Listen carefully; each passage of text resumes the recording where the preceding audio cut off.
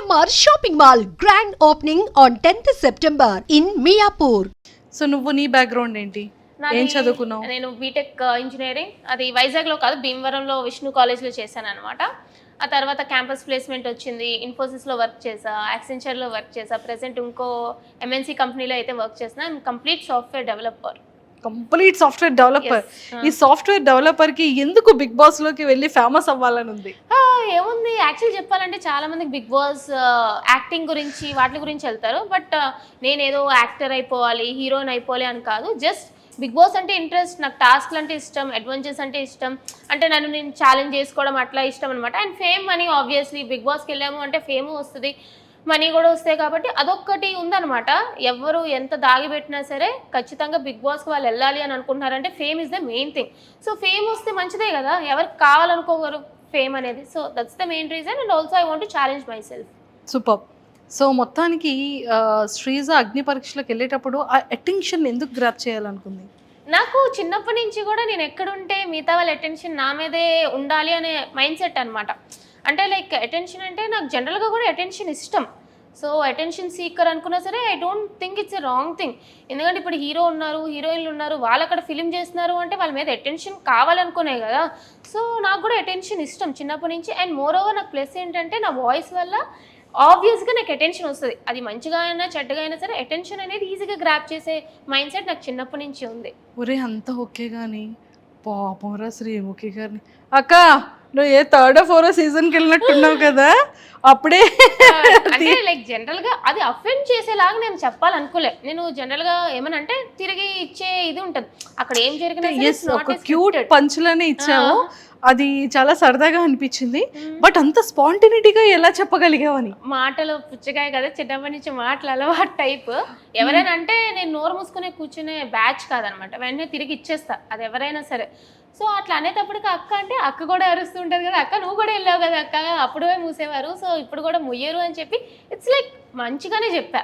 Nothing like. Sreemukhi గారు ఎలా react అయ్యారట? She is also అయ్యో అన్నట్టు అనుకున్నారు అంతే తప్ప తను కూడా ఏమో చాలా క్యూట్ ఎక్స్ప్రెషన్ ఇచ్చారు తను కూడా. బేసిక్ గా పాపం నేను హ్యాండిల్ చేయలేక ఇన్నోసెంట్ అయినటువంటి అమాయకుడు అయినటువంటి అభిజిత్ గారికి అప్పు చెప్పారమ్మా నిన్ను, నేను హ్యాండిల్ చేయలేకపోతున్నాను, Abhijit you can handle please అన్నారు పాప ఆవిడ. రెడ్ ఒక్కసారి రెడ్లు ఇచ్చారు, అసలు రెడ్ అని ఇచ్చాడు అనమాట అభిజిత్ గారు. అంటే యాక్చువల్లీ తెలిసిందే కదా మనం, అభిజిత్ గారు చాలా కామ్, ఆ మైండ్ సెట్ అనమాట. నేనేంటంటే హడావడి రచ్చరచ్చ చేసేటప్పటికి సో అభిజిత్ గారు ఏందబ్బా ఈ పిల్ల మనకు సెట్ అయ్యలేదు అంటే ఎవరి మైండ్ సెట్ చాలు కదా. సో అభిజిత్ గారికి ఫస్ట్ మంచి ఇంప్రెషన్ రాలేదు, సో హీ గేవ్ రెడ్. నేను కూడా అట్లాగా ఏంటండి భయపడుతున్నారా అన్నట్టు అన్నాను, కానీ he's also very sweet actual Abhijit garu. Super. మీకు 2 ఎపిసోడ్స్లోనే తెలుస్తుంది అభిజిత్ గారే తిరిగి యువర్ ఎ స్ట్రాంగ్ కంటెస్టెంట్ అంటారు. True true. అండ్ మంచి మంచి టాస్క్లు చేసావు. హ్యాండ్ మీద రియల్ గా tattoo? Yeah, it's original tattoo, మీకు పోదండి, it's real tattoo. I love Bigg Boss. Yeah, I love Bigg Boss. Yes true true. అసలు 1 సెకండ్ కూడా ఏం ఆలోచించలేదు కదా? లేదు, లైక్ ఐ నో లైక్ అంతవరకు వెళ్ళినప్పుడు it's not easy to go there. ఎవరైతే కంటెస్టెంట్స్ అందరూ కూడా వెళ్ళారో చాలా లెవెల్స్ దాటుకొని వెళ్ళాం. It's like 4-5 levels. చాలా మందిలో మమ్మల్ని సెలెక్ట్ చేశారు. అక్కడికి వెళ్ళాక జస్ట్ ఒక టాటూ గురించి బ్యాక్ స్టెప్ అంటే అక్కడ ఏ టాస్క్ ఇచ్చినా సరే I was ready to do. So give up ఇవ్వాలి అని అనుకోలేదు అనమాట. సో నాకు 4 అన్నా కూడా సో ఓకే ఐ ట్రై, నేను ఒప్పుకుంటాను అన్నట్టే నేను ముందుకు అడిగేసాను. So yeah, I was like నాకు డేరింగ్ ఎక్కువ. సో ఐ వాజ్ ఓకే చేయండి, అక్కడ కూర్చోబెడతారు అంటే ఐ డూ ఇట్ అన్నాను అంతే. కాలేజ్లో ఓల్డ్ ఫ్రెండ్స్ కానివ్వచ్చు, మీ ఆఫీస్లో నీ కొలీగ్స్ కానీ ఎలా సర్ప్రైజ్ ఫీల్ అయ్యారు? అండ్ ఫ్యామిలీ మెంబర్స్ కూడా? యాక్చువల్లీ నేను గ్రూప్ డిస్కషన్ వెళ్ళేటప్పుడు నా ఫ్యామిలీకి చెప్పి వెళ్ళలేదు. నో, దొంగలు ఉన్నారమ్మా ఈ అగ్ని పరీక్షకి వెళ్ళిన కంటెస్టెంట్ అందరూ దొంగలు. యాక్చువల్లీ నేను చాలా మంది అనుకుంటారు కానీ I was manifesting it. Last time Bigg Boss అన్నప్పుడే చూడండి నేను ఖచ్చితంగా నెక్స్ట్ ఇయర్ బిగ్ బాస్కి వెళ్తా, విన్నర్ అయితే చూడండి అంటే వాళ్ళు నా ఫ్రెండ్స్ అంటే లైక్ బిగ్ బాస్ చూస్తూ ఉంటాను కాబట్టి నా ఫ్యామిలీ అంతా ఇది ఏదో చెప్తుందిలే సోది అన్నట్టు అనుకున్నారు. అంతే తప్ప నేను నిజంగా వెళ్తానని ఎక్స్పెక్ట్ చేయలేదు. ఎప్పుడైతే సడన్గా కామనర్స్ అన్నారో అప్పుడు కూడా నేను చెప్పలే ఇలా పెడుతున్నాను అని చెప్పలే. ఫస్ట్ లెవెల్ అయిపోయింది, సెకండ్ లెవెల్ అయిపోయింది, ఇంక 3rd లెవెల్ జీడీకి హైదరాబాద్ రమ్మన్నారు. నేనేం చెప్పానంటే నాకు ఆఫీస్ మీటింగ్ ఉంది, నేను జీడీకి హైదరాబాద్ వెళ్తున్నాను, అదే జీడీకి అని చెప్పలే ఆఫీస్ మీటింగ్కి వెళ్తున్నాను అని చెప్పి వెళ్ళిపోయినా. అంటే దొంగ పిల్ల. నా కజిన్స్ మాత్రం అనుకున్నారు అదేంటి దీని ఆఫీస్ బెంగళూరులో ఉంటే హైదరాబాద్ ఎందుకు వెళ్తుంది అని చెప్పి వాళ్ళకి ఒక డౌట్ వచ్చింది అనమాట.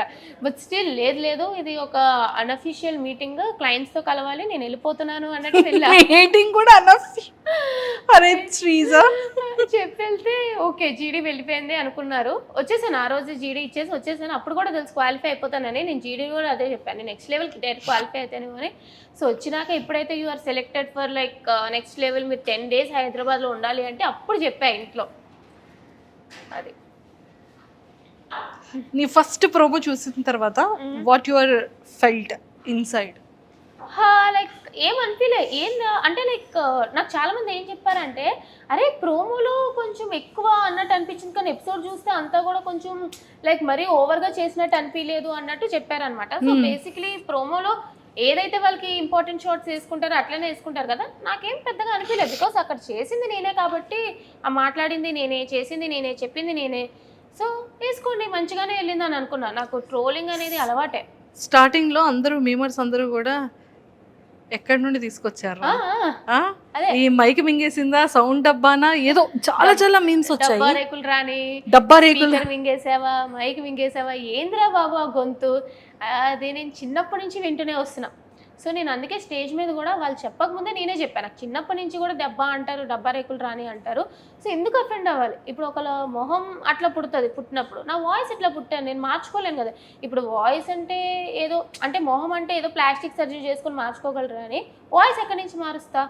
నాకు మార్చుకోవాలని కూడా లేదు, చాలా మందికి నచ్చదు. సో వాళ్ళకేదో నచ్చదని చెప్పి నేను మారలేను కదా. సో ఐమ్ హ్యాపీ, వాళ్ళు ఏమనుకున్నా సరే నేను ఏం అఫెండ్ అవ్వను, ట్రోల్ చేసుకుంటే చేసుకోనియండి అని వదిలేసావు. ట్రోల్స్ అన్ని చూసి నవ్వుకుంటూ ఉంటావా? మీమ్స్ అవన్నీ పట్టించుకోను, మంచిగా అనుకుంటాను. సరే వాళ్ళే, నాకు నేనేం పిఆర్ పెట్టుకోలేదు, ఏం పెట్టుకోలేదు, వాళ్ళే నన్ను ఫేమస్ చేస్తున్నారు, చేసుకుని నేను తెలుస్తా. సో ఇలా వాడకం జరుగుతుంది.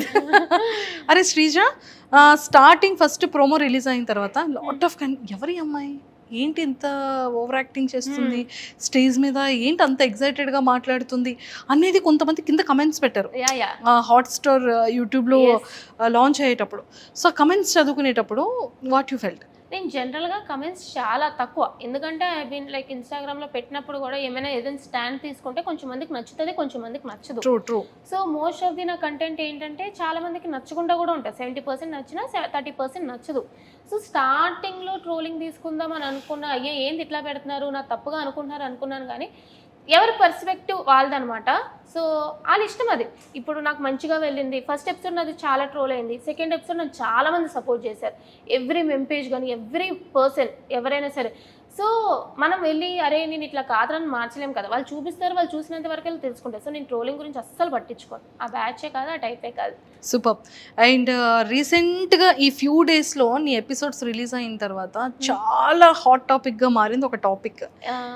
ఏంటి నవదీప్ గారు శ్రీజ అని ఒక కామనర్ పర్సన్ అలా అనడం ఏంటి?